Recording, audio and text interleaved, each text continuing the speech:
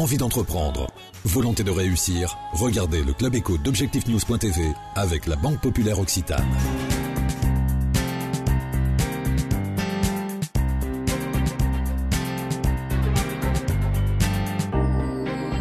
Bonsoir, bienvenue dans le Club Éco d'Objectifnews.tv. Nous recevons ce soir la vice-présidente en charge des actions économiques au Conseil Général, Sandrine Floureuse. Bonsoir. Bonsoir.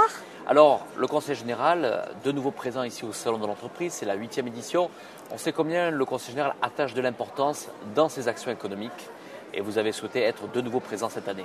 Effectivement, même si ce n'est pas une compétence obligatoire du Conseil général, le développement économique, nous sommes très attachés à la création d'activités et à la création d'emplois.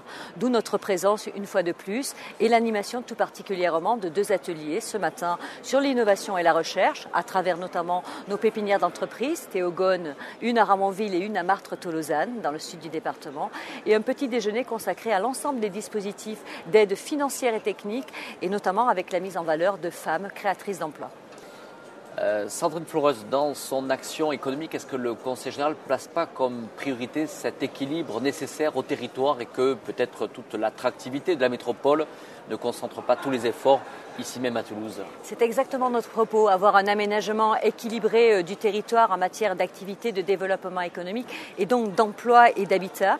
Et donc depuis plusieurs années, nous avons mis en place des dispositifs d'aide spécifiques au milieu rural et notamment le Fonds départemental d'aide à l'économie qui de 2006 à 2010 a créé 796 emplois à travers l'aide de 796 dossiers en milieu rural de création ou de reprise d'activité en milieu rural.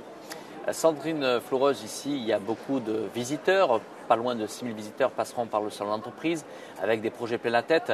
Quel est le conseil que vous pouvez leur donner, notamment autour des projets d'innovation? Quand vous voyez, vous, aujourd'hui, ce qui se passe notamment dans les pépinières que vous pilotez du point de vue du Conseil général de Lot-et-Garonne? Alors, un conseil, c'est se rapprocher de la direction de l'innovation et de la recherche du Conseil général, puisqu'effectivement, à travers nos 2 pépinières d'entreprise, Théogone à Ramonville et celle de Martres-Tolosane, nous avons actuellement 24 entreprises qui sont aidées et qui ont créé 187 emplois pour 6,5 millions de chiffre d'affaires.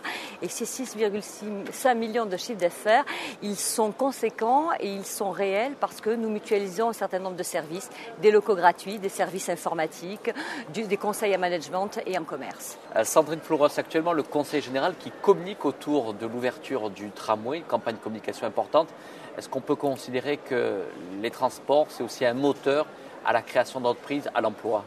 Oui, c'est exactement ça, à la fois par le montant des investissements toujours très conséquents qui font travailler énormément d'entreprises locales dans notre département et dans notre région, donc premier facteur d'investissement et de partenariat du Conseil général sur ce projet, et parce que la mobilité est un élément fondamental pour trouver un emploi, donc on est partenaire à ces 2 titres.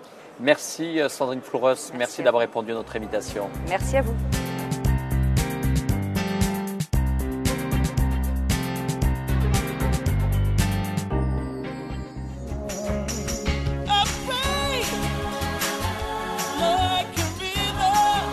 Envie d'entreprendre, volonté de réussir, c'était le Club Éco d'Objectifnews.tv avec la Banque Populaire Occitane.